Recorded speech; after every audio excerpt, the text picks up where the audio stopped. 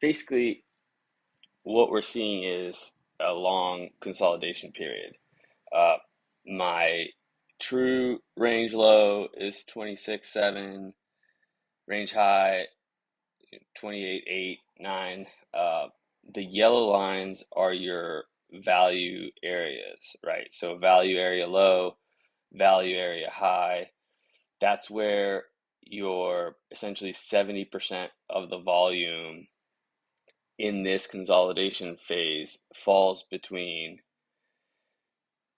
27.3 and 28.3.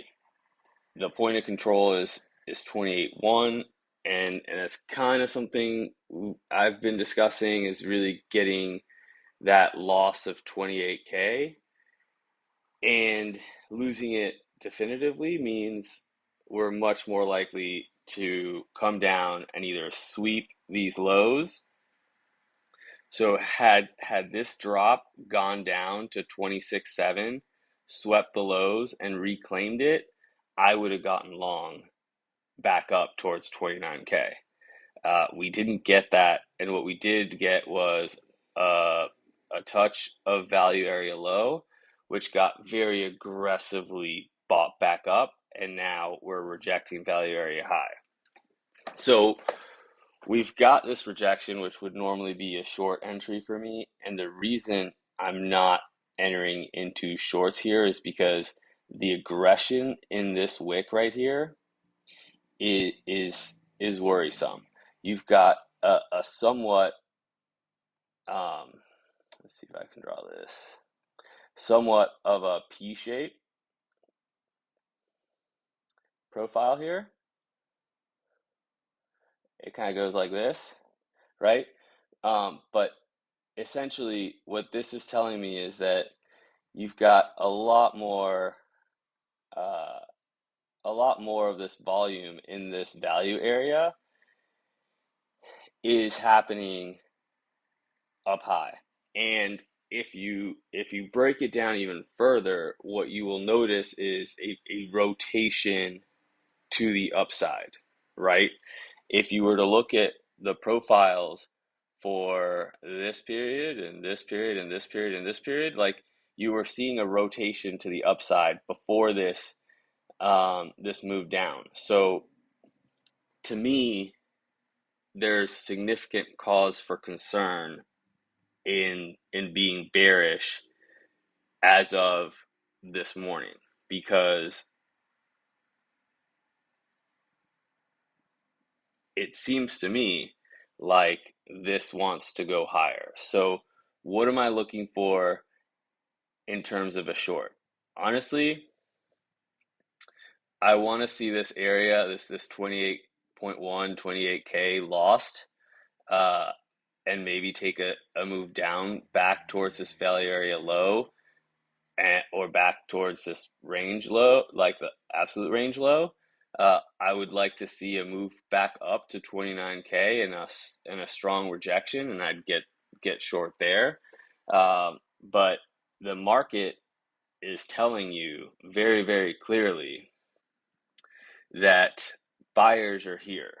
Now, whether this is true demand and we're going up to 30K, or whether this is just a symptom of large buyers having been at this value area low and not realizing what happened yesterday, and then all those late shorts just got wrecked, and now all these buyers start exiting and we nuke, that's fine. I can always get short, but at this point, when you have a buyback that aggressive, the answer is not to plow into a short. The answer is to take a step back and look at it and say, okay, this move is trending upwards.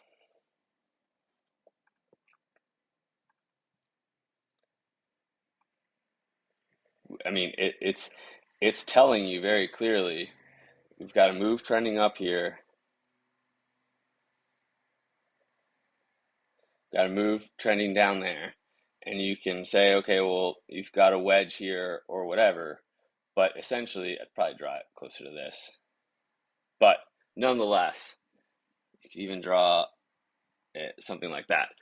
Nonetheless, it seems to me like this market is not done, and I'd rather short from lower on confirmation than try to short this area, which is normally a trigger for me because of the aggression that this showed on this buyback, because of the fact that this point of control is very, very clearly so much higher up. The fact is, this is looking more and more like a consolidation under resistance before a break to the upside than it is a consolidation before a pivot. It's always going to be smarter to stay with the trend, and we're in a, you know, we're in this uptrend, right? And so what we really want to look at here is we want to look at how the market reacts. We want to look at what futures do this morning at open and especially at 10 a.m. And we want to kind of assume that we're going to have some chop before the decisive move. I don't think Bitcoin is going to 25K today. And so I'm not rushing into shorts. Uh, I am much more cautious today entering into shorts than I was yesterday because the level of FUD that is essentially the head of Binance potentially getting arrested, Binance potentially running out of money in their BUSD fund account in the next week or two, uh, really led to us ending up higher 12 hours later. That's extremely bullish.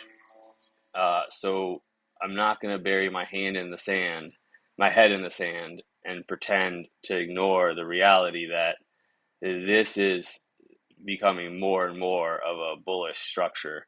And if I'm wrong, then I should have plenty of time to get short. I still have my one short from 29.1 with a stop loss break even, and I'll hold that. And at least I'll have a starter position if we start to move down. But otherwise, I'm going to wait and see what the market does because to me, it seems like this has more room to run all of a sudden. So what I'm looking for is ideally move up something like this.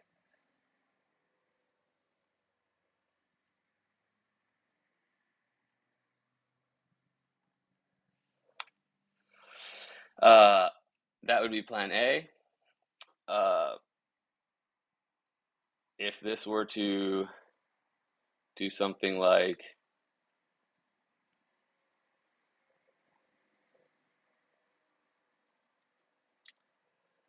this, potentially, or